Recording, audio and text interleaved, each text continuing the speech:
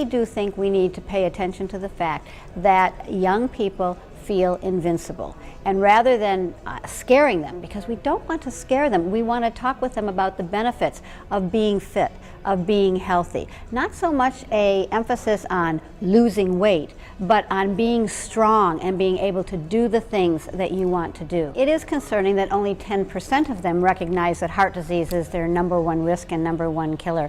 But that tells us that we need to continue to educate. We need to have parents educating. We need to have teachers educating. We need to have their doctors educating, because many of these young women go to their doctor regularly. So those are things that we definitely need to do. There is concern that they don't recognize the connections with heart health, but we can make those connections. We can make those connections about depression and anxiety, because they are facing a lot of stressors in their life. So we can make the connection that if you are feeling stressed, exercise helps to relieve that stress. It might not be an immediate connection with heart health, but it will definitely improve their heart health. We need to meet them where they are. They're concerned about stress, they're concerned about anxiety, they're concerned about depression. We can make a great case for helping that with exercise. If you exercise, you will have less stress, you will have less anxiety. And it doesn't have to be going to a gym.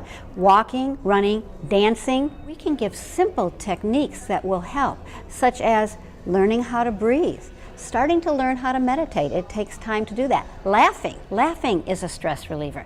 Getting sleep, explaining why that will help with their stress and anxiety and decrease risk of all of their heart issues. So it is something that we can really approach in a way that talks about the things that will resonate with them, so they will want to do the things that will keep them heart healthy.